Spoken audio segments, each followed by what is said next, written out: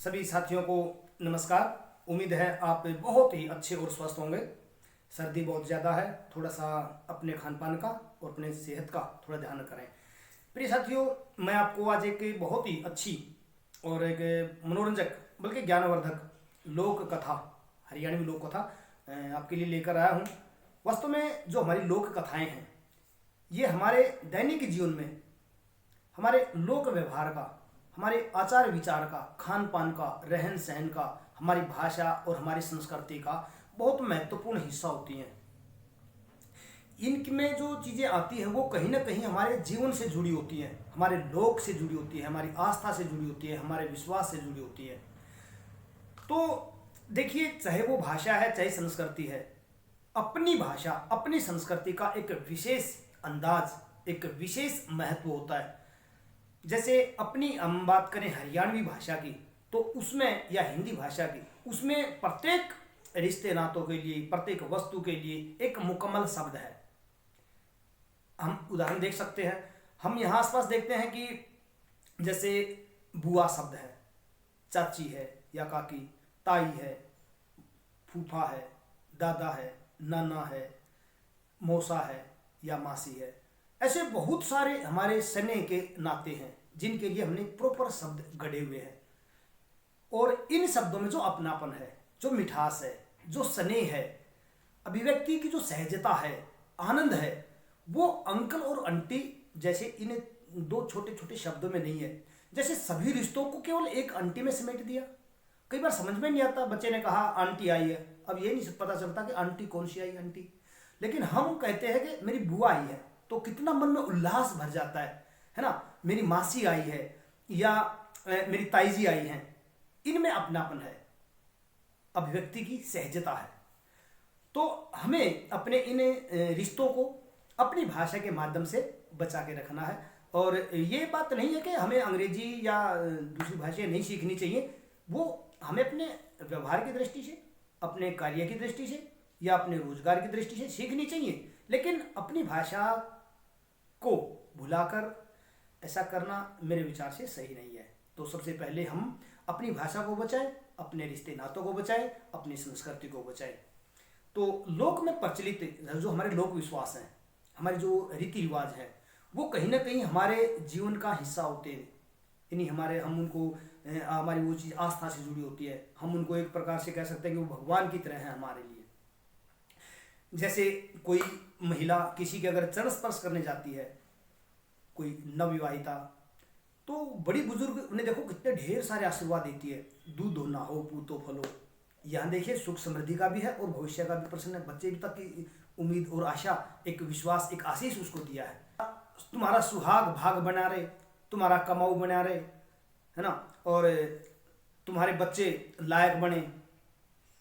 तो ऐसे ऐसे जो आशीष हैं वो हमारे लिए एक प्रेम, आशा, उम्मीद और आपसी स्नेह का प्रतीक है।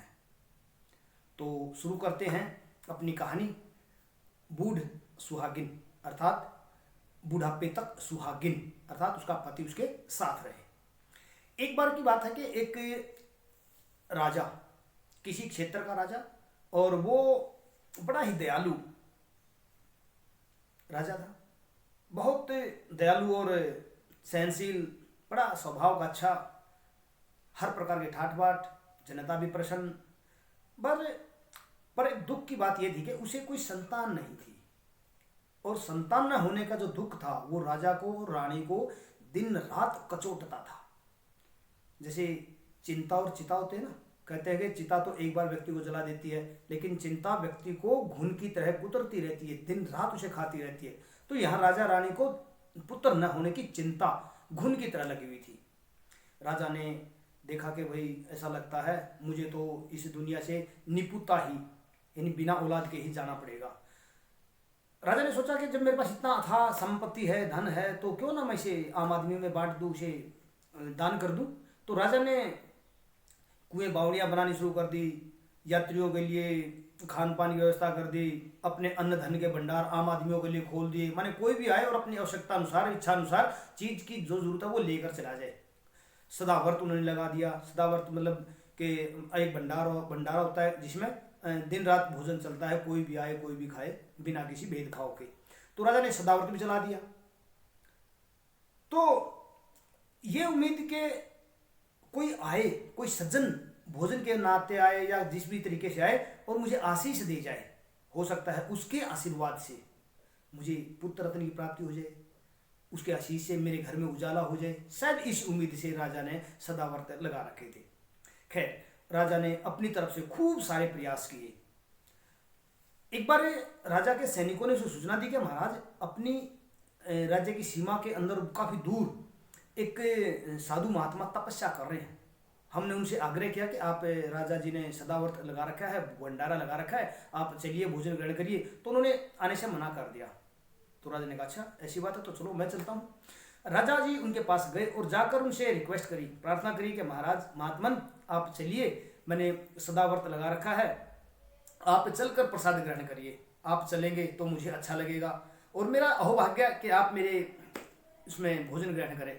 उसने कहा कि राज बच्चा, हम जब तक मेरी तपस्या, मेरा जप तप पूरा नहीं हो जाता, हम अन्न और जल ग्रहण नहीं करेंगे।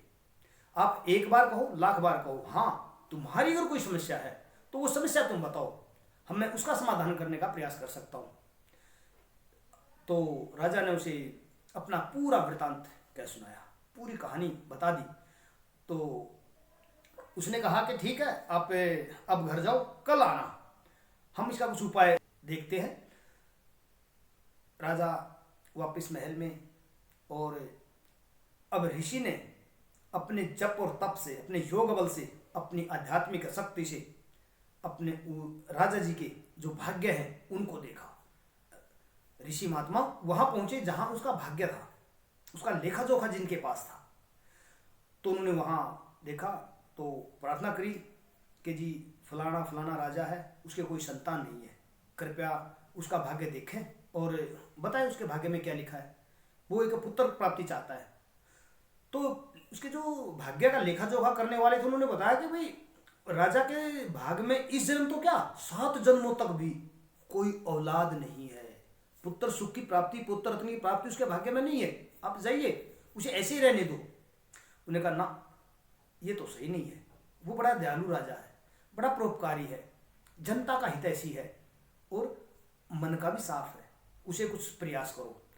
चाहे आप मेरा जितना भी जप तप है आज तक का, मेरी सारी योग साधना है, मेरा पुण्य बल है, वो सारा का सारा ले लीजिए, पर उसे संतान दे दीजिए। उसने कहा जब ऐसी ही बात है तो ठीक है, जाओ, 9 महीने के बाद उसे पुत्र रत्न की प्राप्ति हो जाएगी। महात्मन समाधि से लौटे। अगले दिन राजा और उसकी पत्नी भी महात्मन ऋषि के पास पहुंचे और ऋषि और प्रणाम, हाथ पैर जोड़े, पूछा कि बताइए क्या समाधान कुछ निकला। तो उसने कहा हाँ राजन, 9 महीने के बाद तुम्हें पुत्र प्राप्ति हो जाएगी, आप आनंद से रहिए। लेकिन उसके मन में एक दुविधा थी। उसने राजा को एकांत में बुलाकर कहा महाराज लड़का आपको हो जाएगा, लेकिन एक शर्त भी है। राजा ने कहा क्या?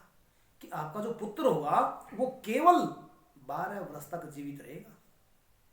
ये बात सुनी तो राजा को बड़ा खुशी भी हुई और थोड़ा दुख भी हुआ, लेकिन उसने इस बात को गुप्त रखा, अपनी महारानी को उसने नहीं बताया और हंसी खुशी लौट आए।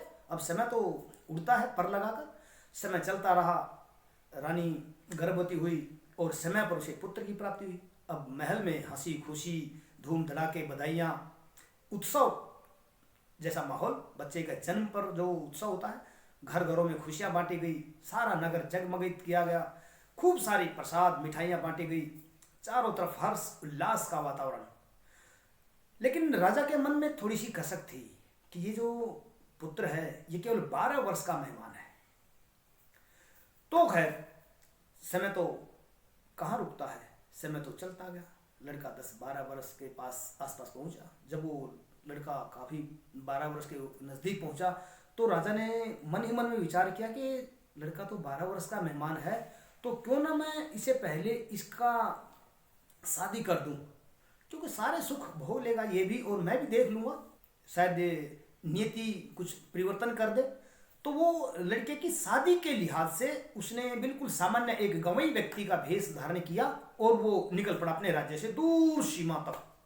किसी सुयोग्य कन्या की खोज में, कि कोई अच्छी लड़की मिले और मैं अपने लड़के की शादी उसे कर दूं। पता था 12 वर्ष के बाद तो लड़के को शायद मर ही जाना है। तो जी वो किसी राज्य में पहुंचा, और राज्य में पहुंचा तो काफी शाम का समय था। बाग बगीचे में बावड़ी में खड़ा और इधर ताक रहा था, तो उन्हें देखा कि कहीं थोड़ी सी दूर पर कुछ लड़कियां, कुछ युवतियां आपस में किलोल कर रही हैं, मस्तियां कर रही हैं, खेल रही हैं। तो एक लड़की की, जो मुखर लड़की थी, उसकी सखियां कह रही हैं कि आप उधर मत जाओ, उधर देखो बारिश आने वाली है, जल्दी घर चलो।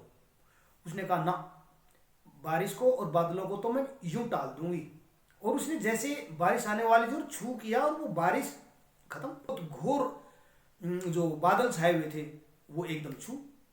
अब ये कमाल जब राजा ने देखा कि भाई जब ये लड़की आंधी तूफान को, बारिश को टाल सकती है, तो ये तेरे लड़के के योग्य है। हो सकता है इसके पास कोई ऐसी ताकत, ऐसी शक्ति है जो शायद मेरे लड़के की मृत्यु को टाल दे, ऐसा हो सकता है। तो उसके मन में खटक लगी कि लड़के की शादी करूं तो इसी लड़की से हो, तो फिर तो काम अच्छा हो। तो बस वो राजा की लड़की थी, और उसके पिता ने भी उसे अपने राज्य में सदावर्त लगा रखा था। तो राजा उधर पहुंचा। अब किसी को पता चला कि ये मेहमान आया हुआ है, तो वहां से गुजरते हुए आदमी ने कहा कि भाई आप भी ग्रहण कर लो भोजन, राजा ने यहाँ के सदावर्त लगा रखा है। तो उन्हें कहा ना, मैं ऐसे भोजन ग्रहण नहीं करता। अब उसके मन में खटक थी कि मुझे पता तो लग ही गया कि ये लड़की है और इसके पिता ने ये व्रत लगा रखा है, सदाव्रत। तो उन्होंने कहा मैं भोजन ग्रहण नहीं करूँगा। तो लोगों ने रिक्वेस्ट करी और बात लड़की के पिता यानी वहाँ के राजा जिसने सदाव्रत लगा रखा था उस तक पहुँची। उसने कहा कि महात्मन आप भोजन ग्रहण क्यों नहीं करते? उन्हें कहा जी मैं भोजन तो ग्रहण कर लूँगा, पर मेरी एक शर्त है।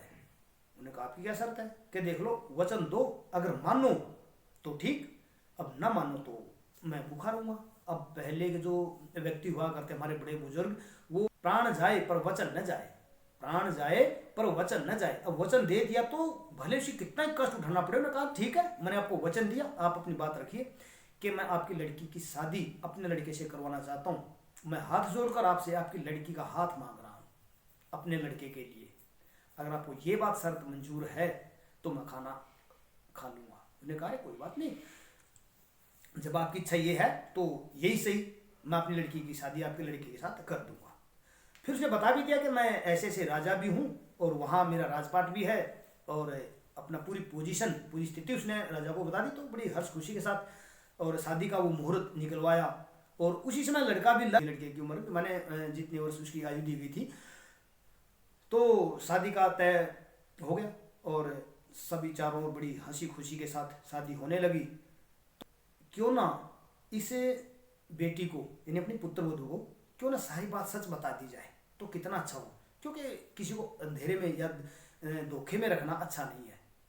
तो अपनी पत्नी को तो उसने बताया नहीं था, पर क्योंकि ये पति पत्नी है इसे पता होना चाहिए। और उसके मन में वो बात भी थी कि ये कुछ कर सकती है, क्योंकि ये बड़ी ज्ञानी है, विद्वान है। तो उसने कहा कि महाराज मैं एक बार ना पुत्र वधू से, अपनी बेटी से कुछ बात करना चाहता हूँ। लड़की के पिता ने कहा कोई बात नहीं, जैसे हमारी बेटी वैसे आपकी बेटी, आप आराम से शौक से करिए, अरे फर्क ही क्या पड़ता है, आप बताइए, जो बतलाइए जो आपको बतलाना है। तो वो लड़की को एकांत में ले जाकर कहने लगा बेटी मेरे लड़के की आपसे शादी है, और लेकिन आपको पता होना, मैं आपको बताऊं, मेरा लड़के की उम्र केवल 12 वर्ष है और वो 12 वर्ष के बाद मृत्यु को प्राप्त हो जाएगा। इसके लिए अब लड़की ने कहा कि पिताजी तो आपने बहुत अच्छा किया, आपने मुझे पहले बता दिया, आने वाली विपत्ति से मुझे सावधान कर दिया, ये आपने बहुत अच्छा किया। बस अब आप निश्चिंत रहिए, आगे की जिम्मेदारी मेरी है। तो यथा समय दोनों की शादी हो गई और हंसी खुशी से। फिर वो जो लड़की जानती थी कि इसके साथ क्या हो सकता है और उसको बचाव कैसे करना है, तो उसने अपने राजा पिता ससुर महाराज को आश्वस्त कर दिया था कि आप निश्चिंत रहिए और ये जो बुरी सायत है इसको मैं टाल लूँगी। तो जैसे ही शादी हुई अगले दिन लगभग लड़के की उम्र भी उस दिन पूरी हो चुकी थी, और लड़का जैसे ही चारपाई पर बैठा तो वो लेट गया। लेटते ही उसमें कुछ अचेत सा जैसे वो हो गया, और अब लड़की को पता चल गया कि शायद ये वही समय है जब इसके प्राण आने हैं। तो लड़की ने बड़ी जतन से एक पवे पर अन्न रख दिया, एक पर जल का लोटा भर के रख दिया, और एक पर अग्नि, और एक पावे पर खुद बैठ गई। आया समय तो सबसे पहले यम के दूत उसके प्राण लेने के लिए आते हैं, उसको प्राणों को हरते हैं। तो अग्निदेव एकदम सामने आकर खड़े हो जाते हैं कि नहीं नहीं, ये लड़का मेरे पहरे में है, जब तक मैं हूं मैं इस लड़के के प्राण नहीं लेने दूंगा आपको। अगर आप जबरदस्ती करेंगे और मेरी बात की अवज्ञा करेंगे तो मैं इस दुनिया से चला जाऊंगी, अग्नि ने कहा। तो यम के दूत बड़े बेबस हुए, लाचार, और वे वापस यमराज के पास। फिर यमराज के बाद खुद यमराज ने देखा कि अच्छा ऐसी बात है तो मैं खुद चलता हूँ। तो खुद यमराज जब उसके प्राण लेने के लिए आए तो दूसरी तरफ अन्न और जल थे। उन्होंने बिल्कुल प्रत्यक्ष कहा कि जी नहीं महाराज, ये हमारे पहरेदारी में है, आप इसके प्राण नहीं ले सकते जब तक हम यहाँ पर हैं। अगर आप भी जबरदस्ती करेंगे तो हम मजबूरन इस सृष्टि से चले जाएंगे, और फिर अन्न के बिना और जल के बिना इस सृष्टि का क्या हाल होगा वो आप बखूबी जानते हैं। तो मैं अपने पहरे में से नहीं ले जाने देंगे। अब समस्या बहुत गंभीर बन गई। तो उन्होंने कहा कि बेमाता से पूछा जाए इसके भाग्य में क्या लिखा हुआ है, भाई ऐसा क्यों है, इसकी मृत्यु तो देखो तय है, लेकिन कब तय है, किस तरीके तय है, वो बेमाता क्योंकि इनसे भी ज्यादा। तो उन्होंने फिर वो भी लौट गए। तो बेमाता आई, बेमाता के पास वो चले गए, और अब लड़की भी समझदार थी। उन्होंने देखा कि अब मैं बची हूँ और इसको बचाने की अंतिम घड़ी है बिल्कुल, अब कोई और आएगा इसे प्राण हरने के लिए, क्योंकि यमराज और उसके दूत गण वगैरह तो आ ही चुके हैं। तो वो लड़की बिल्कुल ठीक जैसे अपने दरवाजे पर बैठ गई, और वो बड़ी समझदार थी, बुद्धिमान थी। जैसे ही बेमाता आई उस बच्चे के प्राण लेने के लिए, तो अंदर जाने से पहले ही उस लड़की ने बेमाता के चरण स्पर्श कर दिए और उसके पैरों पर लिपट गई। लिपटते उसको बेमाता ने उसे आशीर्वाद दिए, भाई दूधो नहाओ पूतो फलो तुम बूढ़ सुहागिनो, ये आशीर्वाद दिया। उसने आशीर्वाद दे के और वो अंदर आई लड़के के प्राण लेने। तो उसने लड़की ने माता के हाथ पकड़ के, माता इसे कहाँ ले जा रही है, कि बेटे इसके समय हो गया, मैं इसे ले जा रही हूँ, कि अभी मैंने आपने मुझे आशीर्वाद क्या दिया, क्या आशीर्वाद तो मेरा धर्म है, मैं आशीर्वाद तो दूंगी, क्या आपने मुझे आशीर्वाद क्या दिया है, पुत्र होने का आशीर्वाद दिया है, मुझे सुहागिन रहने का आशीर्वाद दिया है, ये मेरे पति हैं, अगर आप इन्हें ले जाएंगी तो फिर मैं पुत्रवती कैसे होंगी, मैं सुहागिन कैसे रहूंगी। अब वो उसने देखा कि हाँ बात तो ये भी सही है।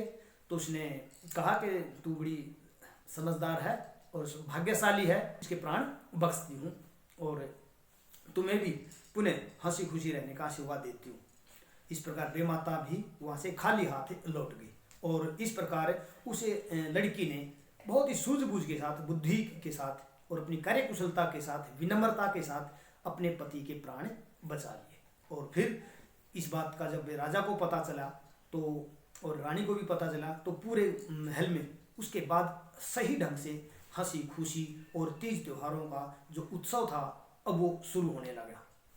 इस प्रकार अपनी कहानियां खत्म हो जाती है। तो प्यारे बच्चों, अग्नि, अन्न, जल और वायु, ये प्रकृति के बहुत महत्वपूर्ण तत्व हैं। इनके प्रति हमें श्रद्धावान रहना चाहिए और इनके प्रति हमें सात्विकता का भाव रखना चाहिए।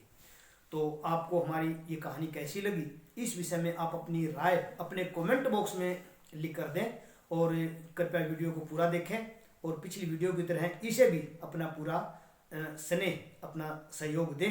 तब तक नमस्कार।